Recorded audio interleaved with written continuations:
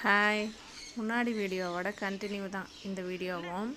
இதில் வந்து அந்த 2 கிளி உட்காந்ததுக்கப்புறம் நாங்கள் அது சாப்பிட்டுட்டு ஃபுட்டு சாப்பிட்டதுக்கப்புறம் நாங்கள் நடக்க ஆரம்பிச்சிட்டோம். திரும்பவும் வந்து இங்கேயும் வந்து 2 கிளி வந்து உட்காரும். ஒரு கிளி வந்து ஷோல்டர் மேலேயும் ஒரு கிளி வந்து கையிலையும் உட்காரும்.